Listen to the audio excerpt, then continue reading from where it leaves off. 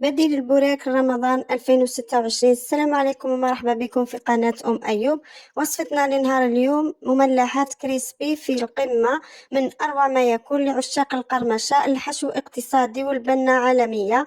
ما تنسوش ديروا لي جيم وتبارطاجوا للأهل والأصدقاء. روحوا للمقادير وطريقة التحضير. أول حاجة نبداو بها وصفة الحشو. عندنا نصف صدر دجاج، عندنا 4 مغارف كبار زيت، نخلطوهم مليح كما راكم تشوفوا، نخلوه حتى يتغير اللون الدجاج. نضيفوا حبة بصل تكون كبيرة مقطعينها مربعات صغيرة، نخلوها تذبل البصلة كما راكم تشوفوا هي تذبل. احنا نضيفوا الملح حسب الذوق، نخلطوهم مليح. نضيفوا الثوم حوالي 3 سنات كبار ونخلطوهم مليح. بعد ما نخلطوا كل المكونات كما راكم تشوفوا، نضيفوا في الاخير التوابل. عندنا كركم، فلفل اسود، كمون وثوم مرحي. نخلطوهم. توابل ما نكثروش، نديروا نصف ملعقه صغيره. هذا الحشو يجي ما شاء الله، يعني تقدروا تعتمدوا في كل الوصفات تاع المملحات. لهنا في الاخير نضيفوا نصف ملعقه صغيره كزبر مرحي. وهذه المملحة بدون عجينة، يعني العجينة عندنا هذه تاع تورتينو. من الأحسن تستعملوا النوعية الأخرى. أنا ما كانتش متوفرة عندي، راح ندير هذه النوعية. راح نقسمهم كما راكم تشوفوا كما البوراك، نقسموهم على 2، لان هذه النوعيه تطرطق وما تساعدش في اللف. انا ما لقيتهاش النوعيه تاع تورتينو، النوعيه المليحه. استعملت هذه. لهنا راح ندير الحشو، وراح نديرو كيما نلفو البوراك على شكل مثلث. نديرو جبن المبشور وحبه فرماج كامله كما راكم تشوفوا، وراح نغلق عليها كما تبعوا الطريقه بالتفاصيل. نقلقوا عليها كيما نديروا البوراك، يعني كاين اللي يحب يدير البوراك على شكل مثلث. ولهنا في الاخير راح نلصقوها بالفرماج او بالفرينه وماء باش ما تتفتح لكمش.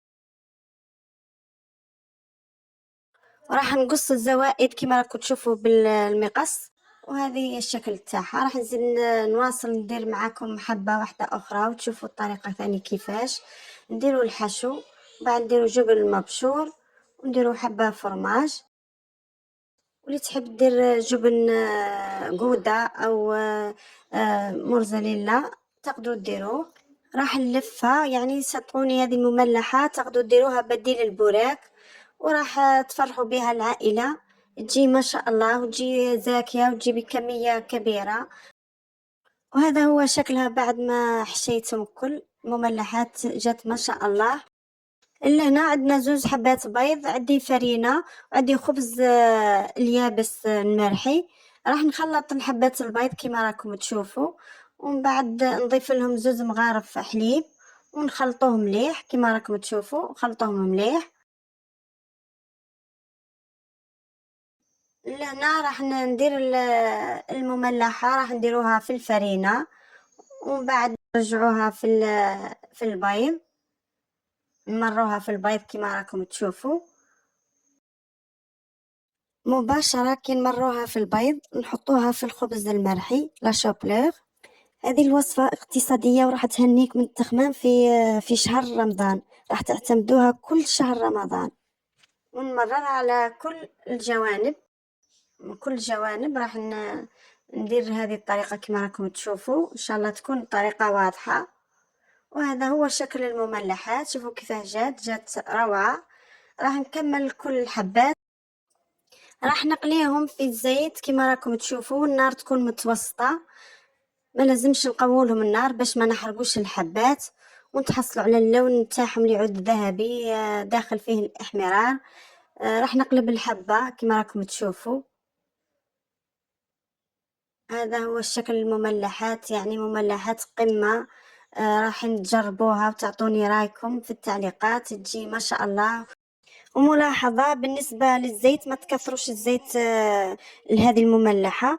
وكي ما طيب لكمش على الجوانب تقدروا توقفوا الحبة كما راكم تشوفوا، راني موضحت لكم في الفيديو، وتحاولوا انكم تطيبوها من كل الجوانب وراح تجيكم ما شاء الله، وتجي مقرمشة كما قلت لكم لعشاق القرمشة. هذه راح تجي ما شاء الله، وتقدروا تطيبوها في المقلاة الهوائية. اما في الفرن ما ننصحكمش تطيبوها في الفرن، راح تيبس لكم. وهذه هي الشكل تاعها، شوفوا كيفاش جات اقتصادية، بحشو اقتصادي وفي متناول الجميع. راح نقسم لكم الحبة وتشوفوها كيفاش جات ما شاء الله، جات روعة، يعني ننصحكم تجربوها. وهذه هي وصفتنا تاع نهار اليوم. صح فطوركم غالياتي، شكرا على المشاهدة، استودعكم الله الذي لا تضيع ودائعه. سلام، في فيديو قادم ان شاء الله، في فيديو جديد ووصفة جديدة.